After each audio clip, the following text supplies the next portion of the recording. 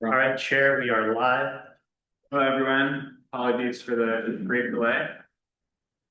We are here at the Wednesday, April 22nd meeting of the Police Accountability Board. To access the meeting remotely, join from a PC, Mac, iPad, iPhone, or Android device using the URL in the packet. If you do not wish for your name to appear on the screen, use the drop-down menu and click on rename to rename yourself to be anonymous. To request to speak, use the raise hand icon on the screen. To join by phone, dial 1-669-900-6833 and enter meeting ID 890-0783-8093. If you wish to comment during the public comment portion of the agenda, press *9 and wait to be recognized. I'm going to acknowledge our land acknowledgement in the packet and then move on to the agenda item 1, call to order and roll call. We may run the roll. Thank you.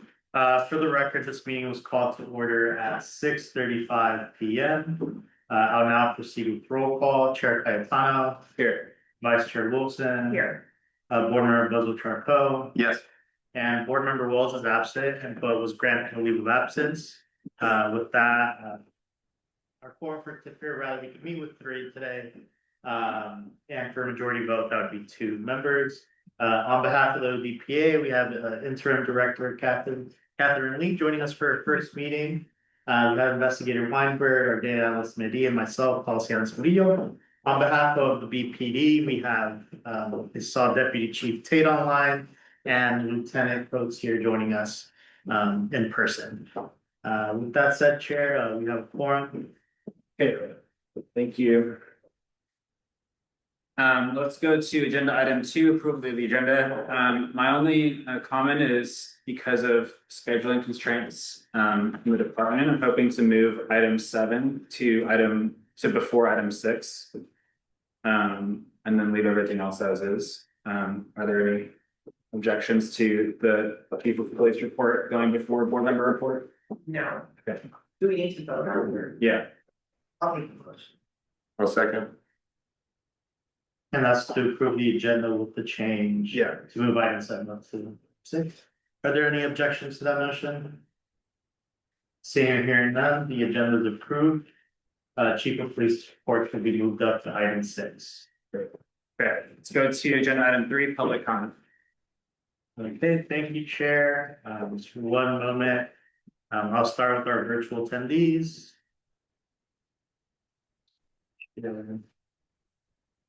Just briefly. Okay. We have one hand raised. Wendy A, you've been granted permission to speak. Wendy, are you there? Thank you. This is Wendy Alfson with the Berkeley Friends meeting. I'm here tonight to speak on agenda item number 9, particularly the recommendations regarding the flock safety contract, the military equipment, police equipment policy, and related items. Want to thank you very much for your careful work on this thus far, to request that the presentation that was made to council at their last hearing, if that could be available. I think many of us from the public would like to refer to it in the future council hearings. That wanted to urge you to adopt proposed resolution as you finally finally define it tonight and adopt it so that it can be presented to the council on May the 7th. Really appreciate the inclusion of the contracting. I'm not saying the word correctly, the processing of bidding, the whole bidding process and procedures that are raised in the proposed resolution, as well as all of the other comments on how we need to move forward carefully and prudently, and that we're not ready at this time for the city of Berkeley to adopt any of these proposed contracts. Again, thank you for your work. Thank you. Is there any additional public comment from those joining us virtually? And any from member of the public? Okay. Chair, with that, we have no additional public comment. Great, let's go to agenda item 4, approval of the minutes for the March 25th meeting. Are there any revisions to minutes? It's not, we should. Move to approve. Second. Are there any objections to the approval of the minutes? Seeing or hearing none, the minutes are approved. All right, that, let's go to agenda item 5, on the staff report. I guess first, welcome to the activity. Thank you. Give it to you. Okay, thank you, Chair. That's my first meeting as returning interim director of East County. I took a trip to Japan last month. And as one would do in one's first trip to Japan, I visited a lot of shrines and temples. And although I was raised in the Episcopal Church, I can tell you I did a lot of praying for the success of this board and this office. For those who don't know me, I'll give you a little bit of my background. I was born and raised in San Francisco. I went to school at the University of California up here, go Bears. I went to Georgetown Law School and stayed a little while in Washington DC. I returned in 1989 to the Bay Area. And 88 to the Bay Area, and in 1989, I became a deputy city attorney here in the city of Berkeley. And about 7 years later, I moved to the Rent Stabilization Board, where I was a hearing examiner. And in 2013, I was tapped to be the Police Review Commission officer. And I served in that position until and oversaw the transition of the Police Review Commission into the Office of Director of Police Accountability. And I was appointed the first interim director and retired from that position in July of 2022. So when I was first asked to return to this position, I was really enjoying my retirement, but I felt very strongly about civilian oversight of law enforcement, and I feel that it's necessary and that it can work well when everybody collaborates and acts in good faith and there's mutual respect and trust on both sides. So I hope to, take steps towards rebuilding the office, and I know we have board members coming on. So the board will be hopefully soon fully staffed, and I know the 4-member board has been really doing a lot and accomplished a lot, and I appreciate that. But should be a little easier with the full board. So an update on activities that I've jumped right into. It is budget season, as probably most of you know. Jose Murillo, our policy analyst, have developed our budget, and he and I presented to the Budget and Finance Committee on April 9. The city did request all departments to propose budgets with 10% and 12.5% reductions. Our budget is the budget of the Office of Director of Police Accountability is 73% personnel and another 13% for the lease. So we were only able to achieve 5.6% in cuts because of those pretty much fixed costs. Our current staff of 4 is intact, but there are 2 positions frozen, which are our second investigator and our administrative person. We hope the 4 people that are here will remain here. The positions are intact, but particular people might be affected by bumping. But we just don't know, and that's a little further on down the road. The next deliverable to the city manager will be our budget narrative. And there was in the discussion with the Budget and Finance Committee, we did, Jose and I did talk about the cost of this lease and possible ways to perhaps negotiate a sublease or perhaps try to look for other space, which would mean try to getting out of this lease. So it's a long-term down the road attempt to reduce our costs. In terms of complaints, the investigators have been keeping me very busy, doing various notices and requests and going over the investigations. We have a pretty full load, but I think it's being handled very well. I had my first session of meeting with the internal stakeholders this past Friday, discussing the interim regulations. Vice Chair Wilson is also part of that. And we made a little bit of progress. It sounds like we're fairly close to the end. Of course, I'm jumping in now, so I don't know the whole history, but it does look like we are close to finishing. I have been getting up to speed on flock and the surveillance technology issues. I watched the March 24th meeting afterwards, and it was gratifying to see how well the PAB presentation was received. And I thank the chair and the vice chair for pulling that together. The council originally was going to return on June 2nd to make decisions on those issues, and that has been moved up to May 7th. They may meet again, they may still meet on June 2nd. So our time frame is very compressed, and there'll be more discussion that topic's on the agenda.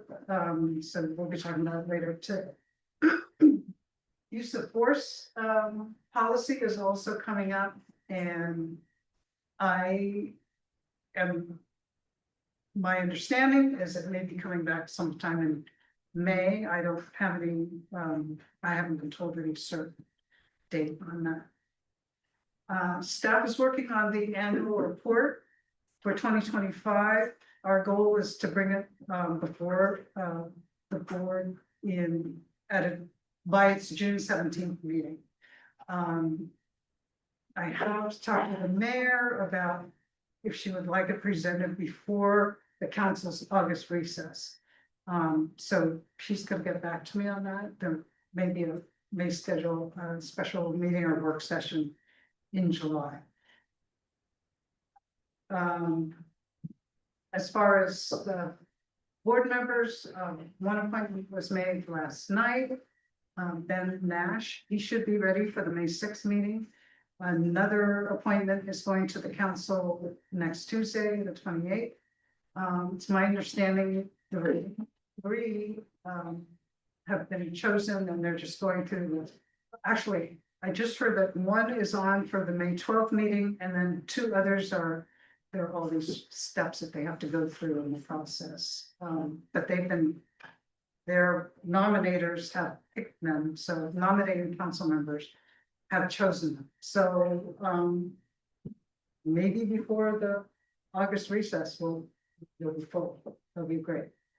I want to thank the PAB for continuing to function during the time of these vacancies, and also to Jose and Dan Weinberg and Sadie Nettie for keeping the operations going after the departure of the phone. That's my report. And, on behalf of the board and myself, I thank you for coming out of retirement. You're our very own Michael Jordan to come back out of retirement and to serve the city again. I think I didn't know all of your long history of service to the community here. So I think, and having worked with you, I think that both those things bode well for us in the future. But thank you for being here. Is there other questions or comments for you coming back? Yeah, I appreciate you coming back, and then that's a hard decision, Diana. I do have one question. You said you and Jose raised the lease issue. I'm just curious, Jose, at one point I asked for reach out to general services, because did you guys get clarification that there is no termination provision clause in the lease that currently exists. That's how it looked when I reviewed it, but It's part of the analysis, we have to do with the city attorney in terms of exploring our options. The Budget and Finance Committee, the idea was proposed based on that conversation. And it was proposed with the understanding that because it didn't necessarily have that provision clearly laid out, we were gonna have to consult the city attorney's office depending on the directive we got from council. So part of it is to see if, how feasible and how much it would cost the city to potentially leave this lease, or then the alternatives that Director Lee had proposed about potentially subletting or giving up part of the space, as part of that negotiation, as a cost saving measure. okay. Yeah, I think it's interesting as digging into the procurement issues, reading the recent city audit on procurement. Because I was pretty shocked to see that lease. First of all, we have a very big space for a small staff, this entire floor. The lease is 10 years and there is no termination provision in the lease. So that's pretty problematic from a city resources perspective. So interesting. I'm glad that you guys raised it. Thank you. Anything else? Okay, with that, we'll go on to agenda item now 6, but was 7, which is the Chief of Police report. Deputy Chief Tate, thanks for being here. Excellent. Thanks for having me. Good to see everyone. Welcome back, Director Lee. It's very nice to see you, and I'm looking forward to our work together. I think I don't know. If I were in retirement, I think it would be hard to come back, but I applaud you. That's huge. So in any case, welcome. Starting out with a few cases of interest from the Gilman district, patrol officers responded to a man who was armed with knives, who had barricaded himself inside of a minivan.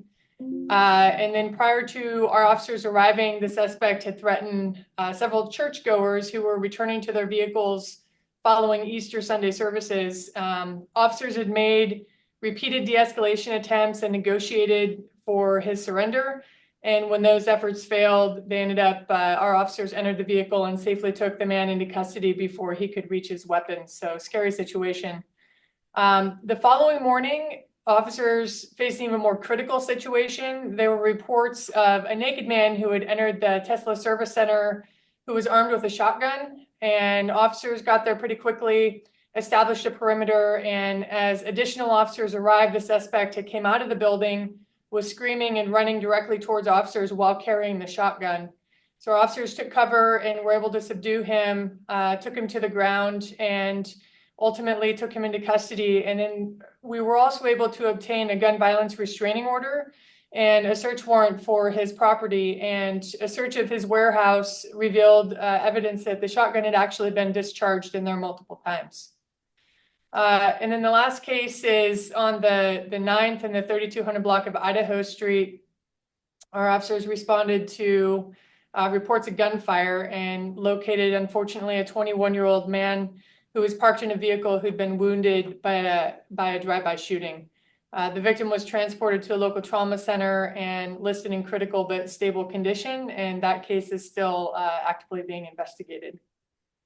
And then I wanted to share this past weekend, the chief and I and many members of our department attended the Northern California Asian Peace Officers Association, and it was an annual scholarship and awards dinner that was held in Emeryville. NCA POA was founded in 1974 and is a longstanding regional organization that supports Asian American law enforcement professionals. And the association's the scholarship is named in honor of Berkeley police officer Ronald Tsukamoto, who was killed in the line of duty in 1970. So it was a direct and meaningful connection to our department's history, and it was very well attended. And then a few updates I wanted to share. Earlier today, the chief shared the police department section of the city record retention schedule with Director Lee and Chair Cayetano. And so this fulfills a request that was made by the PAB in the past, and Director Aguilar, in order to be informed of the process. So moving forward, the city manager through the city clerk's office has been working over the past year on the update. It covers all the legislative and policy changes across all city departments. And the chief just got the final proposed schedule this week with the edits. So the city attorney's office has reviewed and approved the entire schedule for legal compliance, and the item will be discussed at agenda and rules on April 30th.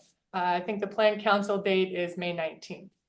So that is that update. And then since our last meeting, we've had 2 meetings with PAB board members, and one was for the surveillance technology items connected to the technology package going to council on May 7th. So officers Bonaventure, Albrandt, and Arla Malmberg, along with other city stakeholders, met and discussed the city procurement processes and surveillance technology vendors. So we're doing this in collaboration as we bring the package back on May 7th. And then we had several 2 meetings with Chair Cayetano with regards to the use of force policy updates. I was part of one of them, as well as Captain Okies and Sergeant Rafferty, to review some of those policy changes and looking at anticipated review suggestions from the board. And with that, that is all I have. Thanks, Deputy Chief Tate. Are there any, you have 4 minutes for questions, if there are any? 4 minutes, go. 3 minutes. Are there any questions? I don't. No, any from the director's office? No? No. Okay, no questions here. Thanks for being here and. Thank you for accommodating my schedule. I appreciate it. Of course, yeah. Okay, let's go to agenda item 7, which was formerly 6. Which is the chair and board members reports. You know, maybe me moving around the agenda was, you know, for fun, or like, you know, not exactly efficient, because I actually don't have any reports other than to, again, welcome Director Lee. And to say that I'm looking forward to the new board members coming on in the coming weeks. But besides that, I don't have any updates or like report outs. Are there any report outs from the board? I mean, we have on the agenda, the commendations, which has been kind of a standing item as far as like, I'm sorry, is this like the committee section? We talking about? No, not yet. All right, then forget it. Yeah, it's always unclear to me what exactly that is under chair and board member reports, but you know, it's there. But we'll have an opportunity to discuss that. Okay, let's go to 8, which is subcommittee reports, and then let's go through the list. How's that? Okay, I'll skip over the policy review one just because it's on there, but it's not for the committee. Metrics and operations, Vice Chair Wilson. I don't have an update. I'm thinking about the budget and the annual report, but I don't have an update on either of those. Outreach engagement. Okay, so, yeah, we'll be discussing this, later in, today's agenda, but we do have some commendations to talk about, and just kind of what the policy is for going forward. And I appreciate, Jose, we're kind of tracking down all the various commendations and providing them to us, but I feel like for the most part, we'll just talk about this later. Okay. Policies and practices on the captain clearances. I don't have an update. Have any updates regarding any of the liaison topics, EIS, FIP regulations? So. We don't have an FIP. I'm the liaison. What is it? Oh, is there an outstanding item on that? No, and I have suggested before that we eliminate that role. Former board member Calavita didn't want to, but there's not only is there not an outstanding item, there's not currently activity around it. Periodically, the department gives FIP updates to council. But other than that, there's nothing going on there. Are you proposing it? I don't think. Yeah. Okay. We need to vote, we should vote on the liaison thing, okay. I move that we close that liaison role with FIP. I second. Are there any objections to the motion? Seeing or hearing none, the motion carries. Great, and then my last update, which is not a liaison listed on that list that you read, Jose, but one of the active liaison roles is us meeting with the department about the use of force provisions as Deputy Chief Tate previewed, and I did meet with them twice already in the last 2 weeks, and we are planning to meet again in the next couple weeks. My goal with the first meeting, just to preview what will be coming later to the board. My goal was really to listen and to understand the reasons for the proposed changes and to understand how the changes addressed the concerns that they've had. And really to dig into what the substance of the concerns were like practically and operationally. And I think that we've been able to talk through those things, and there are some outstanding items that they're also going to get back to me on. I think my next step is to come back with, having listened to them, over the course of a couple hours, to look at the policy and see, proposed revisions or make suggestions based on what we're hearing from them.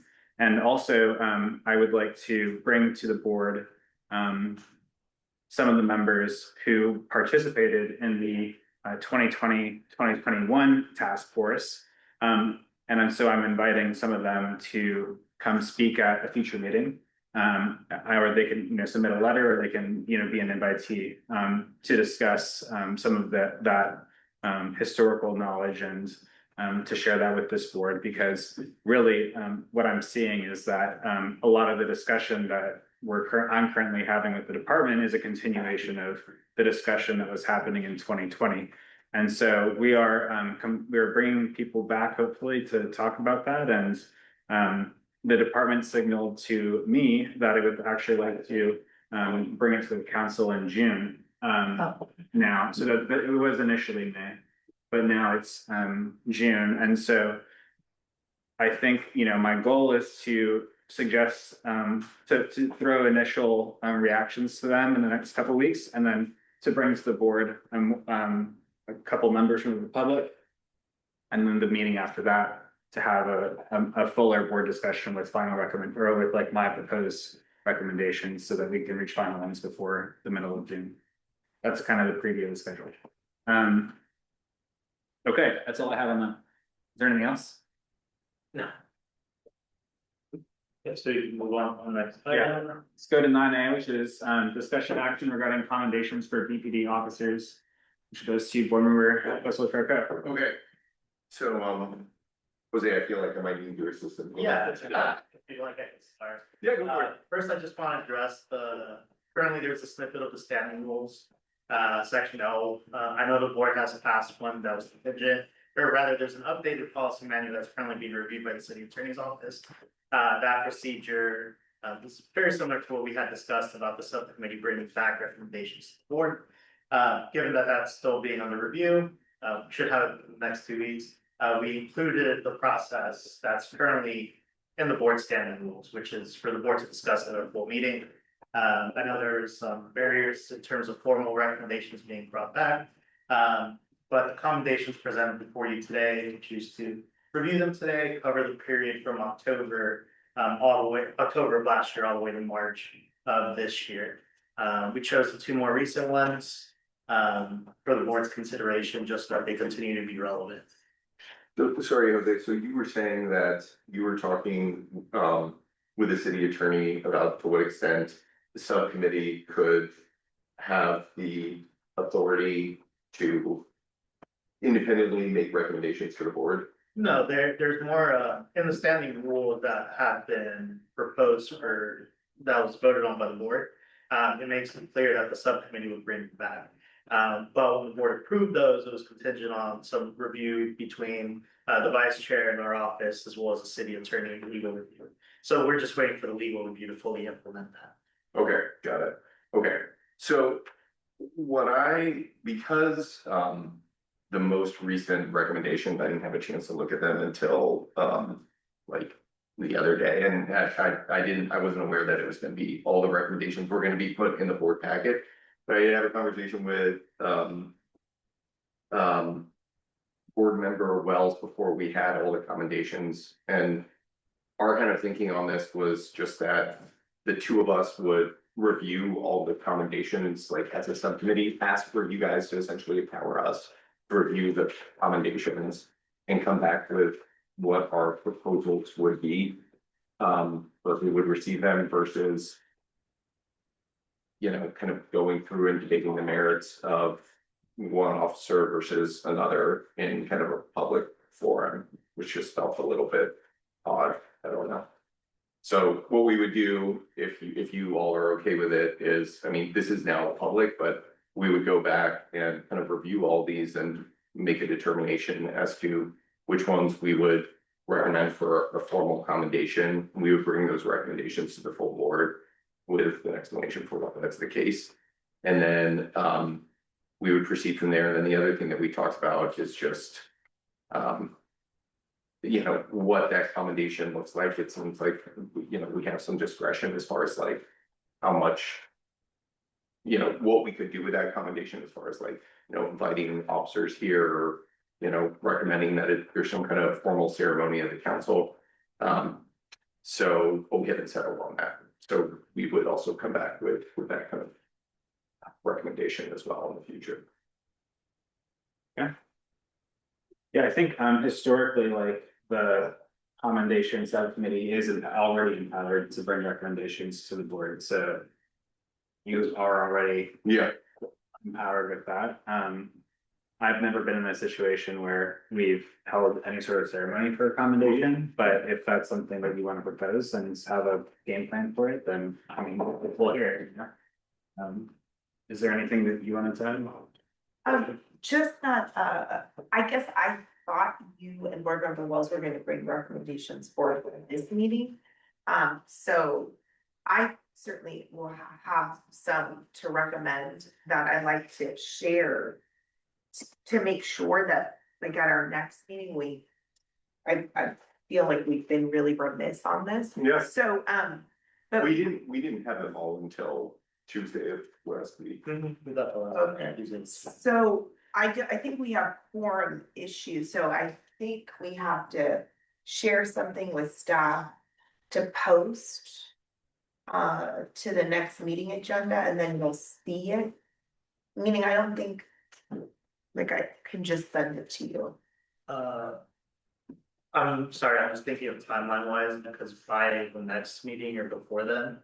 Or at least even by the end of this week, you should have the newly appointed board member already processed with their paperwork. We'll still have three then. Pardon? We'd still have three. Don't they have to be sworn in? Yeah, they have to be sworn in. Not necessarily, the one that we do here is mostly ceremonial. That would be there at the meeting. We submit the paperwork beforehand to the city clerk's office. Yeah, but I think yes, it is. Does have to be sworn in. Well, we do swear in with someone from the city, so maybe you're thinking that's the only required swearing in. And remember, there's like a swearing in with the city clerk's office. It's either the clerk or I think they can. Okay. Well, I just want to move it forward, so maybe we can figure out the mechanism by which we can provide any analysis that's been done already, so that you can take that into account in what you're doing. Yeah, your recommendations, you're saying. Yeah. And then the other thing I just wanted to note is that there's some officers who've been recommended multiple times. So I don't know what that means necessarily. We don't have like a special category in the charter or the fact that an officer's been recommended multiple times, but it is something I think we should lift up. Kind of interesting. That's a good point. Okay. So as far as the list of recommendations to provide to you, so that it would be agendized for the next meeting when we need it by?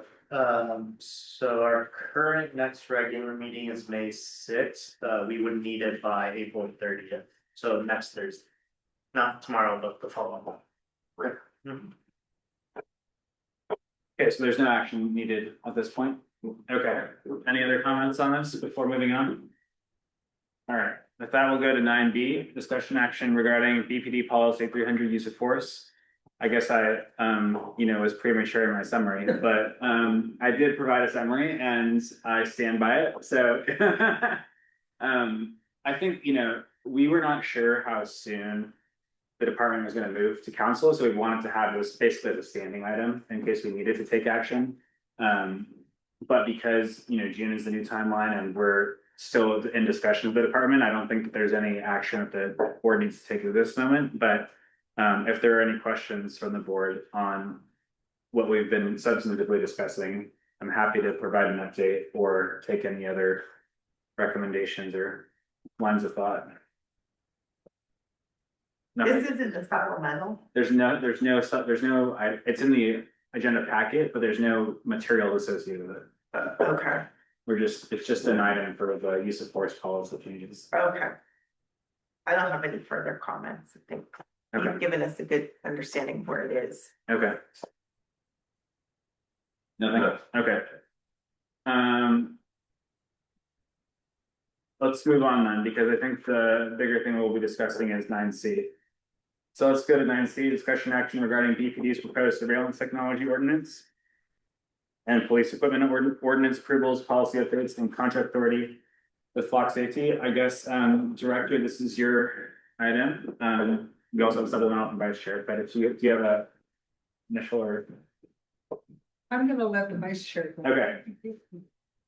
Okay, I'm not able to really cover the work you did on drones, other than to say, I think it's very complimentary, Okay. but yeah. Excuse me, it was, I didn't comment, but it was, Jose's work. Yeah, I'm happy to comment it. So this memo was prepared at the request of Chair Cayetano. The primary purpose of it is really just to give, what I would just say is a landscape analysis of jurisdictions that are running DFR programs and primarily what their infrastructure is. So it's not just a look at which agencies have DFRs, but rather how did they implement it. And more importantly, which is where I feel this is complementary to the Vice Chair's proposal tonight, is that it looks at which vendors are being used and how are those vendors being implemented with current, or how do they incorporate existing technology or require new services as sort of that program. So as part of it, which I think is the most important part, are the appendices, which gives a list of the different jurisdictions and the agencies that have a DFR program, what the status of the program is, and the vendor. As part of it, we're also asked to compare in terms of cities that are considered sanctuary cities. The only one that's really running a DFR program, I believe, was Denver that we listed, with the caveat that because California is the sanctuary state, most cities on the California list don't necessarily claim to be a sanctuary city in the same way that the city of Berkeley does. I'll keep it brief there. Happy to answer any questions about this memo, but I'll yield to the Vice Chair for the presentation of her memo. Okay, so I think when we talked about kind of a division of labor, after the March 24th council meeting, we talked about a number of things that needed to be done to kind of further the analysis, not just of drones, but the surveillance architecture. And I think something that's really important to emphasize to all of the people in the room and everywhere else is that what we're really talking about is the surveillance architecture. We're not just talking about drones. So the architecture, just to remind everyone, is fixed cameras, ALPRs. Now the video stream that's going to come in from the home cameras for people that are voluntarily signing up to provide that data. And then if we add drones to our ecosystem, drones. And the linchpin of that surveillance architecture is the real-time, the RTCC, so the real-time crime center. And this is the hub into which all of this data is going to feed and which allows for very powerful analytics. And for what is being proposed is that we use Flock Nova as the basis for this it's the hub with the spokes being all these inputs from all of these different pieces of surveillance technology. So part of the additional work that we talked about doing after the March 24th council meeting was just digging into the alternatives to what was being proposed, which is basically a flock ecosystem where flock would control every element of both the hub and the spokes of the architecture. And so I had volunteered to take on this kind of more procurement lens part of the work that we were going to do after the meeting. So I just want to explain kind of why but I focus in this way, and that sort of the result is this draft memo that you see. So what I found in doing my analysis is that there was no formal procurement process. And I don't believe, although I've asked questions to both the department and the city manager's office to confirm this, I don't believe that any aspect of this system, I talk about it as the hub and the spokes, was subject to competitive procurement. What has happened each time is that we've gone forward piggybacking on another government contract. And that is allowable under our procurement manual, but it is allowable only under specific circumstances. And what I try to explain in this memo is based on the analysis that I've done, the present circumstance does not align with the requirements of the City of Berkeley's procurement manual, which allows piggybacking, for example, when the scope of work is identical to the scope of work in the piggyback contract. I pulled the contract that I think is the basis for our piggyback here with Flock. It comes from a platform called Omnia, and the solicitation, the government solicitation that was issued that resulted in this contract that we are now trying to piggyback was done in Texas by a consortium of school districts. The Flock, in responding to that RFP, took exception to the entirety of the master services agreement in the RFP.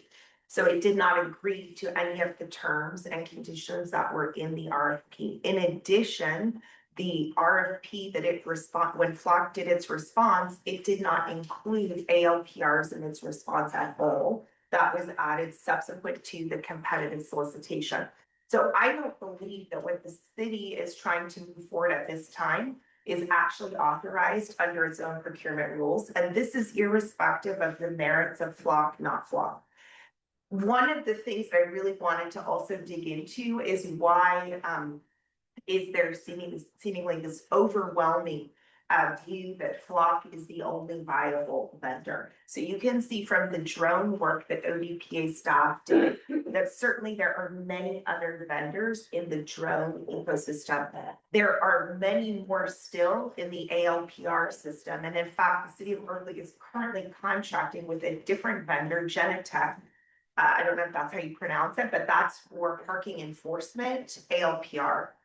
So we're already contracting with a different vendor who does do work in the law enforcement side right now. So we absolutely know that there are other vendor options in the city.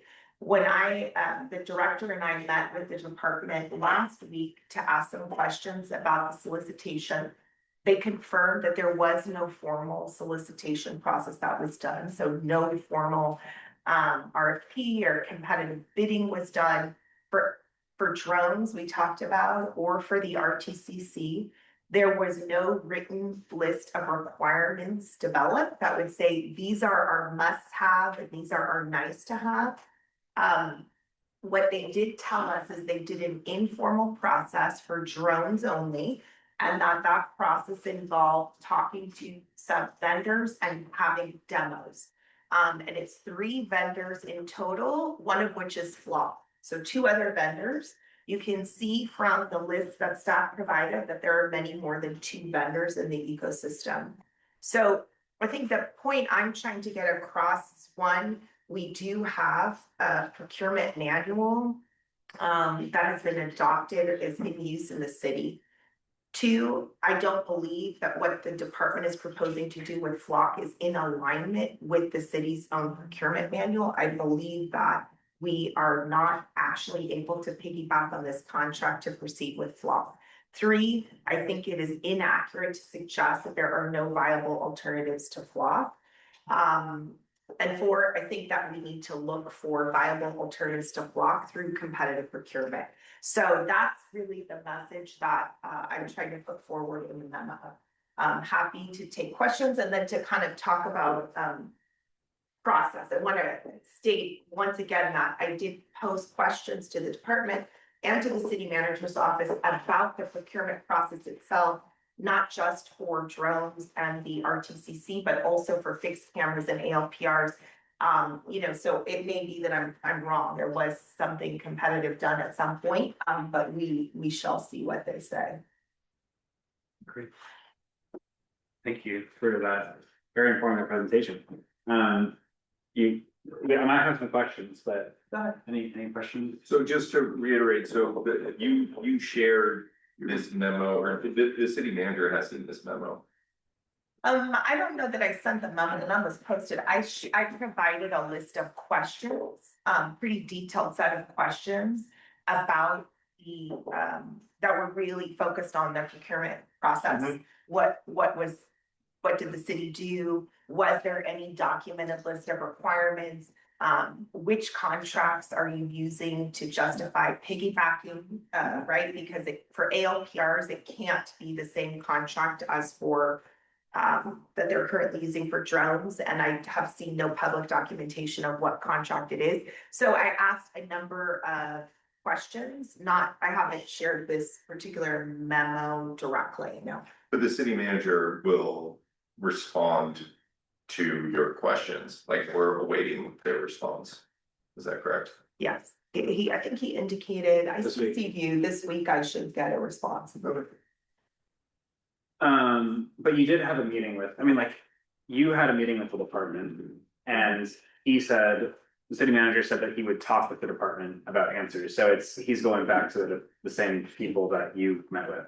Yeah, it didn't sound like, for example, he was going to general services or whoever handles solicitations for the city. I don't know what department that is. Usually, you know, it could be like a general services or finance. I don't know. It didn't sound like he was going there. So I don't know. Director, if you want to share anything or. No, I don't know anything more. I was just gonna say, general services, you know, does usually handle contracts, but departments have to initiate the process of coordinating. Okay. I guess like, a couple questions come to mind. The first is, what does it mean to violate the purchasing manual? Because I don't know. is like, there was an city auditor report from February that showed that like some percentage of contracts did not follow the competitive bidding process or whatever the process of the processing manual set, procurement manual set forth. What does that mean like for us? And so my question is like, is it not just a violation of the procurement manual, but also are there other obligations from state law and things like that? That's something that I would be interested in and would be relevant here, but I don't know if I'm the answer to that. I don't know the answer to that. I would love to ask the city attorney. I think I mentioned before, so I don't imagine the procurement manual is a legally binding document. But I do know that there are like government code provisions that govern how government agencies have to do purchasing. And so what I don't know if there are any statutory obligations around this piggybacking process that maybe are at issue here. So we could ask the city attorney for an opinion. I don't know that we're gonna get it or get it in time, but certainly happy to initiate that through ODPA. Yeah, that was my main question. The second was more about process and whether you're asking us to vote on something right now, or if you have a different route that you want to take. Yeah, I think it's premature to vote, right? Because we're waiting on information. And I guess I wanted to say, even if this is not violating a law per se, there is something important about good governance and good stewardship of resources. And so I think we hear, this is a lot of what I hear. Flock is cheap, they're giving us a, a good deal. Well, how do we know if we didn't formally ask other vendors to bid on this? We have actually no idea, right?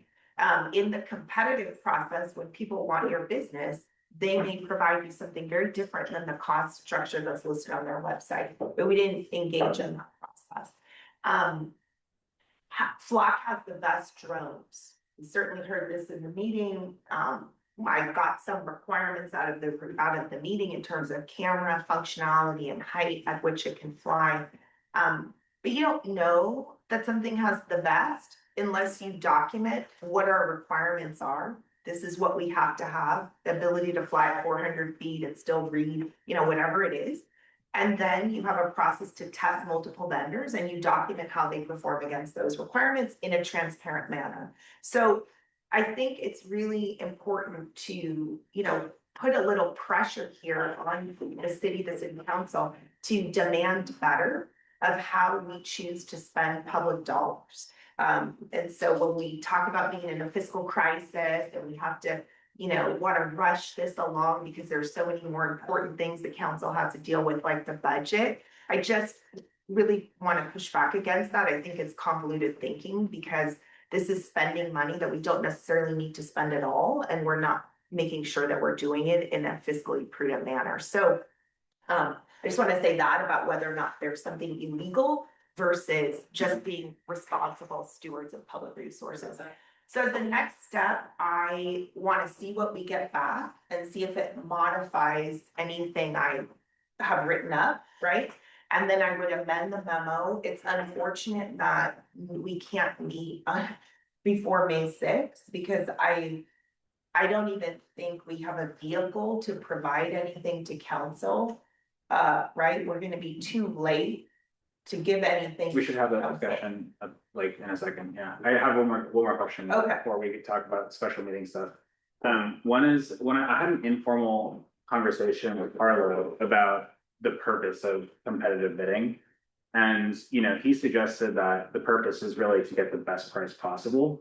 And so is it your understanding that that is the only purpose? Or is there also, for example, if we have data privacy requirements, if we have other specifications that we want to say our vendor must meet X functionality, that would also be part of the competitive bidding process? Exactly, it's terms and conditions, just like in the agreement that we are piggybacking on. There was an entire MSA there, and I wish I could find it off the tip of my tongue here, because something else that Flock took exception to in that competitive bidding was the number of days within which it had to respond to notice of a violation of data sharing. In the cooperative agreement terms that it was responding to the bid, I think it was like they had to respond to address it within 10 days, and they pushed back and extended that. So there are many things that you're trying to do in a competitive procurement. Price is only one of them. And sometimes you decide not to go with the lowest bidder because there are other values at play. Maybe better technology. Better technology, more responsiveness, better customer service. Sure. One of the things the department has talked about is it doesn't have the capacity to do some of the heavy lifting on kind of the IT side that you need to do to integrate different systems. Right. Well, some of these vendors provide that kind of IT tech support for you. Right. It may be more expensive, but it may be a better option for the city because we feel that our data is safer. So these are the kinds of things that you weigh in a competitive bid. Is it fair to say that a competitive bid process that was put out in a school district in Texas wouldn't have the same, sanctuary city requirements that we have been discussing in Berkeley? Like, is that? I mean, I think it's safe to say, I didn't look at it from that lens. Yeah. And there's a part of this that's really difficult, and I've raised it before, like we are volunteer board members. Yeah. And with respect to the surveillance stuff and, likely what you're gonna do on use of force, we are working up these issues to an extent that I'm not seeing on the part of city staff, and it's disappointing. So it's like, I didn't do an analysis of the entire cooperative agreement to see how it aligns like with our sanctuary policy. It would be great for that to be done. I think there are enough questions here that certainly the prudent course of action would be to do competitive bidding for this. I mean, I don't think that they did some of this because they probably, I don't think they all knew that that was what the piggyback to Omnia was what happened. Some of them, at least, the ones that were more engaged. The department did disclose it in a few documents. It's Yeah. like a sentence that this is for the drones. For the drones specifically. For the not drones, like- not for Flock Nova, Right. which I don't even know if that Flock Nova piece, I actually don't know right now. If that is they're saying that they're piggybacking for that as well. I think they are, but I've only seen it referred to with respect to the drones. Any question? You have a question or comment? No? So in terms of if you do, feel free. In terms of the special meeting, so I understand from our polling that, we don't have a quorum for next Wednesday. You know, the idea that I had, there's two things. One is the city council meeting is May 6th, or sorry, May 7th. Their sub deadline is, correct me, is May You just- 7th, it's May 7th at 12 noon. Or is it, The day of the meeting. is it the day before, is it the day before our meeting or is it I the believe day, it's the day before. I think it, yeah. the day before May 6th? So yeah, so there's not, okay, if it's the day before, our meeting is May 6th. We Yes. would not even have a vehicle to get anything into the council before they consider this, despite the fact that, I mean, the community really appreciated the presentation that the PAB gave. And in fact, this has been like something that, you know, it took so long for them, for their comment to be given. And also there was a lot of pending questions from the council that they weren't able to ask because it took so long to get public comment.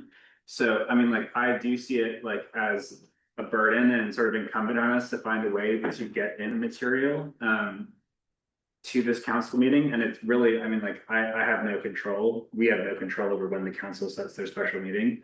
And it's unfortunate that they said it, you know, in the way that they did. 4 weeks. They moved it. Yeah, they by moved it up by 4 weeks. I was, Without saying anything to us in advance. I know, yeah.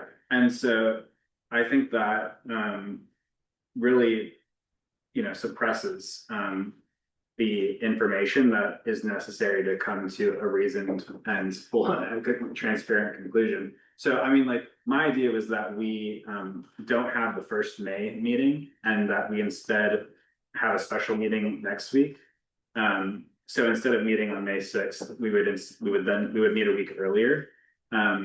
So it's hard when we have other board members coming on and there's like a lot of complexity with that, but if we do move there's no, next week is. I'm going. You're gone, okay. There's not really, I mean, like, we're not, we can't, two of us might be quorum right here, but we can't set a special meeting because we're not, that doesn't how it works, not how it works, okay. If we were to move it to the Monday, The following Monday? so the Monday before, so I can't he's out the entire week. the 4th, I mean. Oh, The 4th, not next Monday, but the 4th. I'm just thinking of getting that Monday or Tuesday. I mean, like, that's really the only time that we could get it in. I could do it. I can do Monday, I can't do Tuesday. Okay. Director, do you have any thoughts on that Monday? I don't have any conflicts. Okay, well, we have 3 people here who, and the director seems to align with Monday. I think like that could be an alternative. I will be traveling for work on that Monday. Or, you know, and so there's difficulty with like that as well. But I think we should poll the rest of the board, including the new board member who's coming on to see if he would be available and sworn in then. But that's really. Traveling. How are you gonna be here? Was that? If you're traveling on that day? Yeah. But you'll be somewhere? Yeah. Like, no, I won't be in the year. I will be somewhere else. Okay. I was looking at the teleconferencing, so you were thinking of doing it We have to talk about that. I mean, like, I don't Okay, know how, I'm not sure you can. yeah, I don't think so. There's some, yeah, emergency or Yeah, some justification. right, not which just- is, right, I understand, yeah. So I think we would have to make sure that the other board members are, or like, you know, the non-present board members could also make that. Mhm. Well, let's talk about like what happens if we just can't do it, right? I. If we can't do it, Excuse me, so even if you can't get it into the sub, I mean, you could conceivably still communicate to the council, even if it's not in time to be published. Yes, that is true. I We mean- could communicate to them. Right, and we could even give them a heads up and say, we understand you're meeting on the 7th with the board, you know, cannot meet until the 6th and make its final recommendation until then, and we'll get to you as early on the 7th as we can. Yeah. And do that. I think that's our next best option. I do think that we should also consider sending a temporary, like an initial letter to the council that explains this difficulty that we're having, that we have. We want to present information that, because of the council schedule, won't allow us to provide it in time for the subs. What is the, I'm sorry, what is the information that we're trying, I mean, couldn't we just vote this out? Or like, what's the information that we're trying to well, get? yeah, but as we're saying right now, I don't think we're ready to vote it out. We could, I guess we could vote on this, unless, and with a conditional that. If the city manager comes back with different information, then. We could, and you'd have to give me ability to make a few edits, cause like. I want the city auditor, I think would like me to change a little bit about how I referred to. I would be okay with that, if you're okay with that, board member Russell, I would be okay with giving you that authority. Here right now. Which would relieve us, I mean, like, I guess the difficulty is like. My question is this all the information that you would want to include? I mean, Are we just- probably not, there's probably more to do, but I think that. Giving them something on the 7th, the day of the meeting. Is highly unlikely to be impactful. Let me be realistic, we're highly likely to be impactful, period, because in accelerating this meeting by 4 weeks, we are getting a message. Yeah. Okay, so, setting that aside. You're less likely to be impactful if you send them something the day of a meeting. So like, if we want to make a difference, it would be better to send it sooner. Also, it gives the opportunity for the community to see it. We could do a nice like slide deck that actually makes it very digestible. So there's things you could do if you did it sooner. So I think that'd be better than waiting till the 7th. Okay. But we need to, yeah, so I was told I'd get responses by the end of the week, but from the city manager, so maybe we can see what those are. I can have staff circulate them to everyone. We can't have like a meeting via email, but I could amend the memo. You could see how I amend it based on what I've got back. I mean, we would do what we've done in the past when we've run into the situation, which is we would vote on this. This letter and empower you to make changes that reflect the additional information that you receive from the city manager's office. I mean, that would be. Or other changes to ensure accuracy, right? Or other, yeah, I mean, like to go toward accuracy. I mean, I would be okay with that. How do you feel? I would, one question I have on this, and this is just about like, PAB's purview. Would we normally opine on competitive bidding of the police department, or is it just as it relates to, competitive bidding for surveillance technology? I think we can opine on many things. We have purview ability to weigh in on BPD budget. Procurement is certainly part of budget. This expenditure is a budget expenditure, so from that perspective, we do. Do we normally? I don't know. It's a hard question.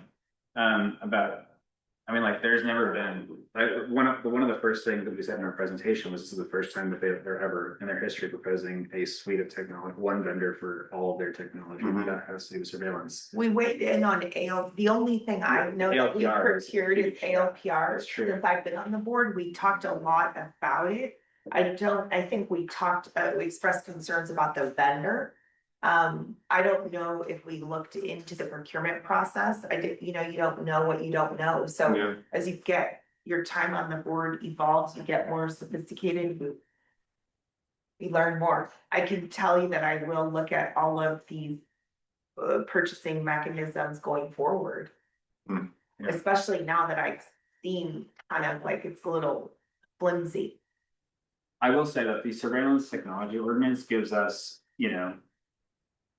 it authorizes us and it also asks us to weigh in on things like this, including the fiscal costs and all the other factors that go into the surveillance acquisition report. I mean, we're explicitly referenced in that ordinance, and if you can review what the ordinance says about the things that are required in this, and that this all, in my understanding, falls underneath that sort of list of requirements. So I think. What is it? Can you read that part? Sure. Are we able to pull it up on the screen? Is that 2.99.020? I mean, what needs to be included in the surveillance acquisition report includes things like fiscal costs, including initial purchase, personnel, and other ongoing costs, third-party dependence and access, alternatives, a summary and general assessment of potentially viable alternative methods, and whether involving the use of a new technology or not, if any, considered before deciding to propose it. If any, considered before deciding to propose acquiring the surveillance technology, the experience of other entities. And so all of these things are supposed to be included in the acquisition report that we then review. And if, we are supposed to be giving our recommendation based on what the acquisition report identified or did not identify. And so that's really like the purview that we have here. That's how this whole process started in the first place. It was through this referral through the STO. Yeah. Okay. So, I mean, technically, I would like to hear any thoughts you have, but I mean. Well, if it was such that, like, the city manager or the city attorney would come back and essentially say, like, this isn't past jobs, like, this is essentially SR, when it comes to competitive bidding. That's not happening, or like, that's not been a suggestion. That's why they're meeting with us. But they might very well come back and say that, and I don't know what to say about that. That might be a dispute. I think that's less of a legitimate response than actually providing information that negates or refutes what I've laid out, right? Yep. Because whose job is it? Somebody has to be providing some oversight here, right? So. Yep. Okay. I'm comfortable. Okay. Well, I guess with that, I'll make a motion that we approve the draft letter in the packet, subject to revisions for accuracy based on further information received from city manager's office, the city attorney's office, and the city auditor's office, to be given to Vice Chair Wilson to make those revisions. Second.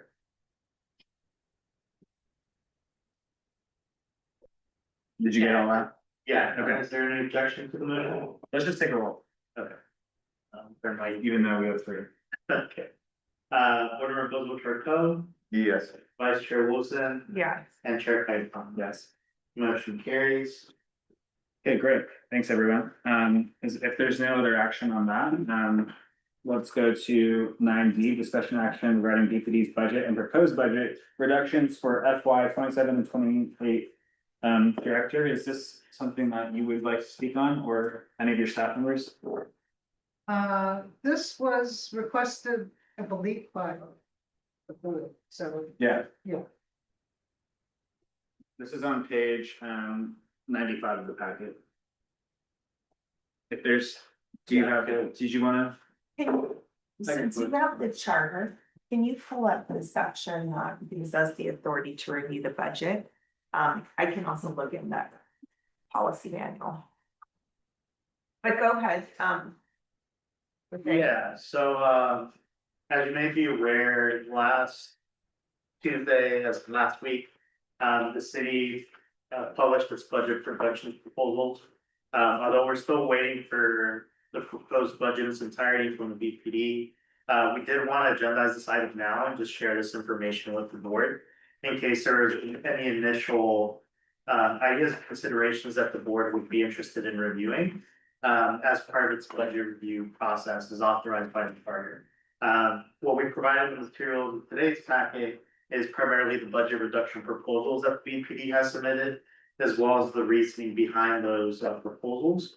And of course, that some of the reductions depend on whether or not the upcoming measures for the increase in sales tax pass or not. That would preserve some of the positions being proposed for reduction. There isn't any particular action that we're expecting the board today. We just wanted to bring it to your attention and agendize it in case there's any guidance or additional information that you needed staff to acquire or for us to pass along to other of our city partners.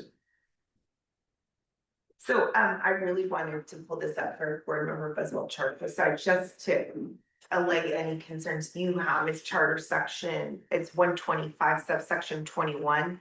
The chief of police shall submit a final budget proposal to the board for review and recommendations.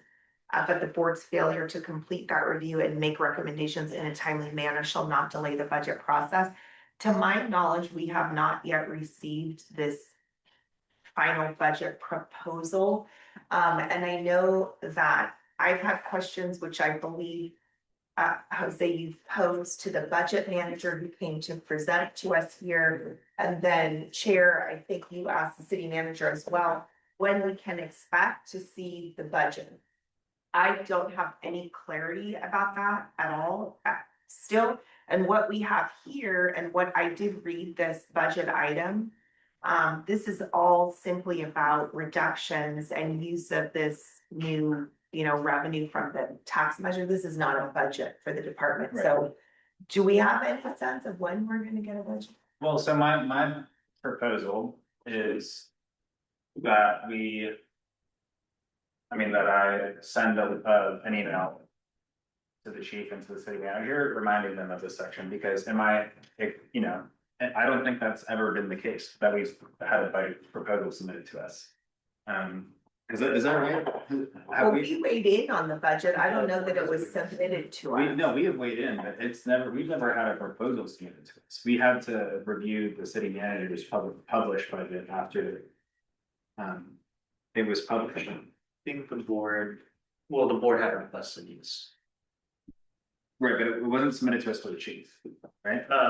Proactively, no. Right. That's what I remember. I don't know if in the past it's ever been the case, but a lot of these provisions are untested and new, and they're not really read, line by line until someone brings it to people's attention, which is what we've had to do consistently. So I don't mind reminding someone of this in order to, because we've been asking. Yeah, we've been asking. We've been asking, so, because I think the thing that could happen, right? Well, when is the meeting where council is supposed to actually adopt the budget? I know we got the calendar and we don't have them. Yes, so June. it's. It's June. Before The last one, the last one in June. The calendar that I'm looking at, my dates might have changed slightly, but it's June 23rd. Okay, Uh, I have the same June 23rd. You want to send this? no, not right now. What I don't want to happen is kind of what's happening with this surveillance item. Like we get something a week before the council meeting where they're gonna adopt the budget. It just becomes meaningless, like our ability to actually review. And I will recirculate what in fact board member Blackaby and I worked up when he was on the board and we reviewed the budget together. I'll recirculate that for folks so you can see it. Because I would start there, because taking a look and see if any of these issues have been addressed. But I think that's important. The other thing, What was it that you circulated? we provided to council feedback on the department's budget. Board member Black, we did the PAB provided the feedback that it was board member Blackaby and I that wrote it up. Okay. Yeah, so,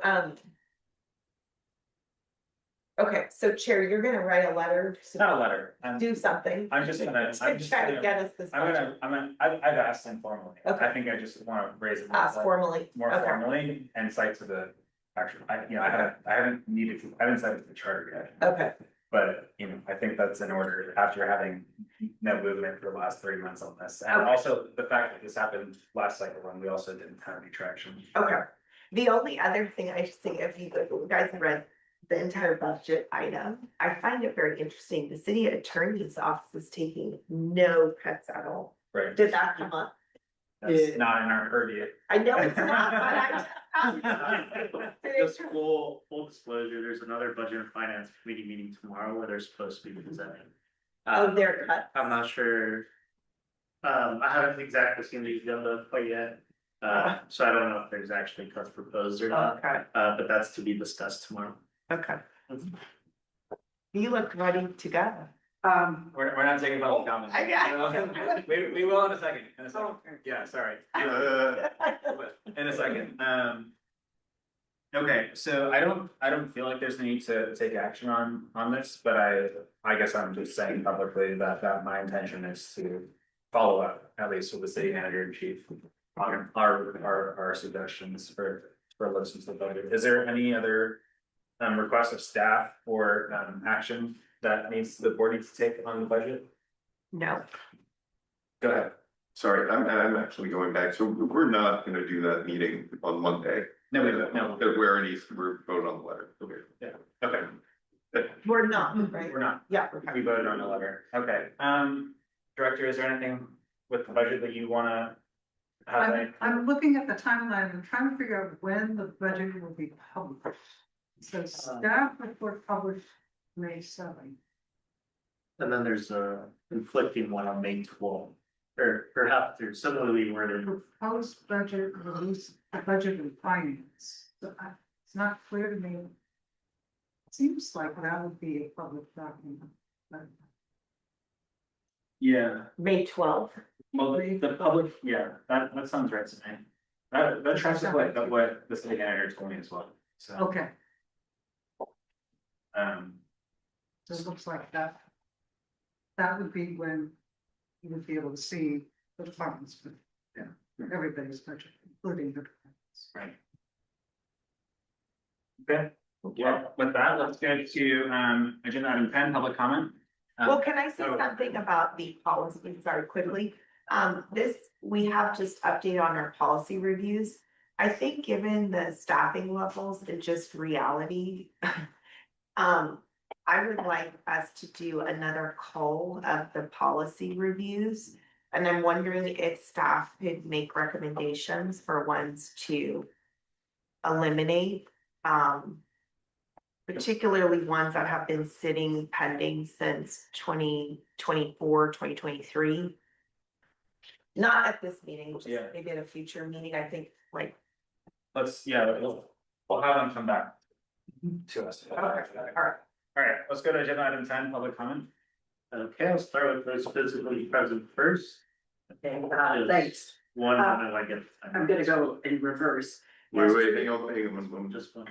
Okay, Okay. I'm gonna go into reverse. Regarding the budget, there was a meeting last Thursday where there was a lot of public comment taken, but not time for discussion. So tomorrow is supposed to be the Budget and Finance Committee having discussion on the budget. And then their final meeting, as of now, they're saying to be May 15th, where the Budget and Finance Committee will make their recommendations. But they are known to call special meetings, so that's subject to change. I did want to say that also, as far as the budget, just I personally feel the Community Services Bureau was extremely important. I'm not really clear in the recommendations if they're eliminating the entire Community Services Bureau or just diminishing the size of the officers in it. But it's really important to have community engagement. And also the dispatchers, even though they're vacant positions, it's such an important role. I want to go back to regarding the commendations. I've reviewed some of the commendations at one time, and I was really surprised about some of these narratives, what a great job the officers had done and how this doesn't get publicity.